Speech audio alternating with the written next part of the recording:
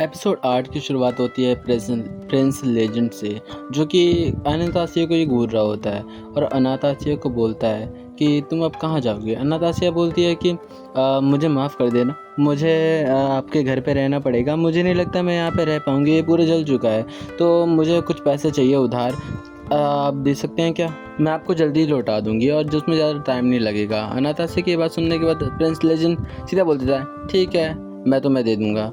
और वो पैसे कितने मांगती है जानते हो? 10,000 सोने के सिक्के। और ये सुनने के बाद लगभग मैं इसके यहाँ पे मिलियन ट्रिलियन कुछ पाउंड्स होते हैं, तो ये सुनने के बाद वो हैरान हो जाती है कि हैं इतना सारा पैसा उसने यूं ही बोल दिया। और वो कहती है कि आपको सोचने की ज़रूरत नहीं है, कि आप थोड़ा सा सोच नहीं सकते कि मतलब कि ये आपके लिए घाटे का सौदा है, ये वो। और वो सोच रही होती है लगता है ये मुझसे प्यार करता है, लेकिन एक मोटी लड़की से कौन प्यार कर सकता है। और वो अपने बारे में और इसके बारे में ही सोच रही होती है, कह रही होती है खैर जो भी है, लेकिन मेरे लिए तो ये सब अच्छा ही है।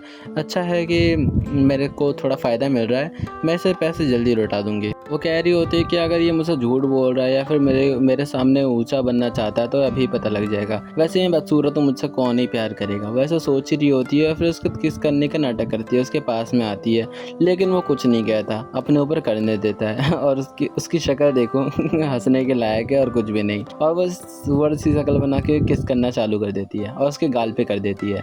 तो वो कहता है कि ये तुम क्या कर रही हो? वो कहती है देखते हैं तुम्हारा ड्रामा कब तक चलेगा। वो मन ही मन सोच रही होती है कि ये ड्रामा कर रहा है, लेकिन ऐसा नहीं है, वो ड्रामा नहीं कर रहा होता, वो हंस रहा होता है। प्रिंस लेजेंड जो होता है वो कहता है क्या तुम मेरे साथ फ्लर्ट करना चाहती हो क्या? और वो ऐसा ही बोल रहा होता है, जबकि जो अनातासिया होती है उसका प्लान फेल हो गया होता है, इसलिए वो उसके गले में रख के मतलब उसके बाहों में ही सो जाती है और वो सोने का नाटक कर रही होती है और उसके पसीने छूट रहे होते हैं। बेचारी वो कर भी क्या सकती है, और उसका तो प्लान बुरी तरीके से फेल हो गया। मैं आपको कह रही होती है कि मेरा तो प्लान एकदम फेल हो गया, लगता है मुझे नाटक करना पड़ेगा, और बस वो नाटक करना चालू कर देती है। जबकि उसके अंदर की जो आत्मा है वो ही बेचारी गुस्सा हो रही होती है, कह रही तुम ऐसा कैसे कर सकती हो, और आराम से नाटक करो। और फिर उसके बाद वो उबासी लेते हुए कह रही है लगता है मैं सो गई थी, हाँ मुझे माफ़ कर देना, लग रहा है मैंने कुछ कहा तो नहीं, मैंने कुछ करा तो नहीं। और फिर उसके बाद वो अंगड़ाई लेते हुए नाटक करते हुए वहाँ से निकल रही होती है। हाँ, क्या लगता है वो ऐसी निकल जाएगी? बिल्कुल भी नहीं। प्रिंस लेजेंड ऐसी थोड़ी ना है, वो उसके शायद आत्मा को देख सकता है। अब मुझे नहीं पता ऐसा क्यों है, लेकिन वो शायद देख सकता है, पहले के एपिसोड में दिखाया गया था। और बोलता है वो प्रिंस लेजेंड क्या क्या तुमने सोने से पहले कुछ अजीब व्यवहार नहीं किया था?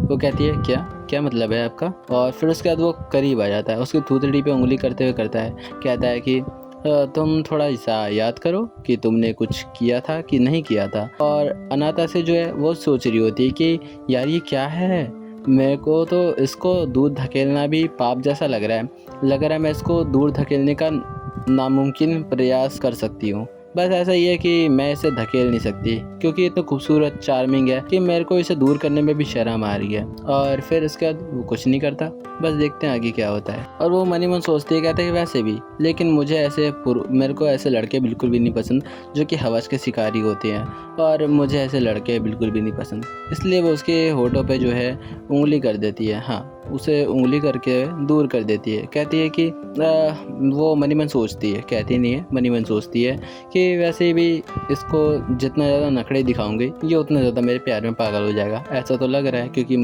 लग रहा है मुझे सच में प्यार करता है। और फिर उसके बाद उसकी रियल आत्मा भी दिखाई जाती है। वैसे ये शायद देख सकता है, ऐसा मुझे लगता है, क्योंकि इसके पास में भी जेड पेंडेंट है, मतलब वही हाथ में पहनने वाला कोई ज्वेलरी जैसा कुछ। चाचा जी चलिए, आपका वैसे भी घर आ चुका है, आपका कासल, तो कार से उतरिए, सॉरी ये बग्गी से उतरिए। प्रिंस लेजेंड जो होता है वो कह रहा होता है कि मामला तो दिलचस्प होता जा रहा है, ऐसा वो मन में सोचता है।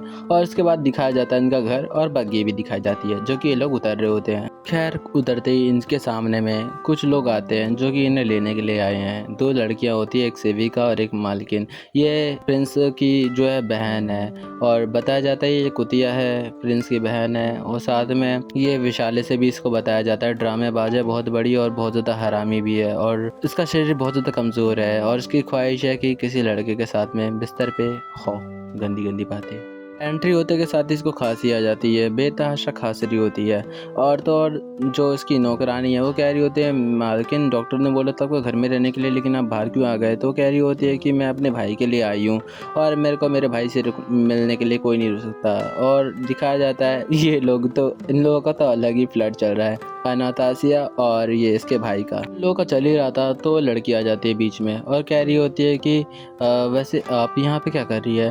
तो कहती होती है मुझे माफ़ करना, लेकिन मैं यहीं पे रहने वाली हूँ और आज से मैं कुछ दिनों तक ही मैं यहीं पे रहूँगी, मुझे कुछ काम है इसलिए, और मैं यहीं पे रहूँगी तो मुझे परेशान करने की ज़रूरत नहीं है। और तो और वो कह रही होती है कि दयालुता मुस्कान तो इतनी ज़्यादा रख रखी है, मुझे पता है तुम्हारी सारी असलियत, तुम्हारे टैक्स ने तुम सबको धोखा दिया है, टैग ने, टैक्स नहीं कह रहा, टैग।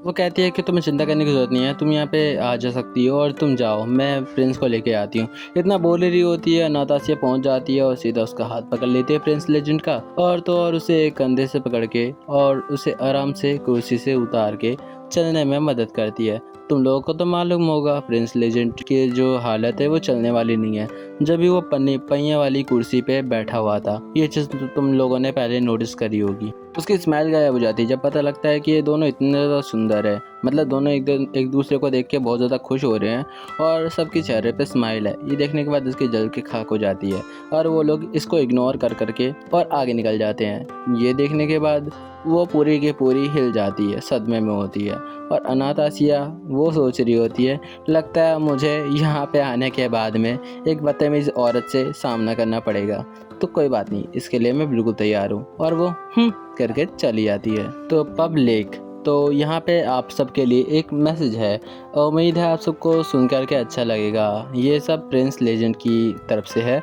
तो प्रिंस ने बोला है कि तुमको लग रहा होगा कि मैं चल क्यों नहीं सकता, क्योंकि मेरे पैर में थोड़ी सी दिक्कत वगैरह और मैं ज़्यादा देर चल नहीं सकता। हालांकि अनातासिया की वजह से मैं थोड़ा देर तक चल सकता हूँ और उसके सहारे तक थोड़ा देर तक चल सकता हूँ, वरना मेरे पैर बहुत ज़्यादा कमज़ोर है। हालांकि एक पुरुष के लिए उसका पैरों का कमज़ोर होना अनिवार्य नहीं होता, लेकिन फिर भी। और हाँ, आप लोग मुझसे पूछते रहते हैं कि व्हीलचेयर हरी क्यों है, क्योंकि ये जेट से बनी है।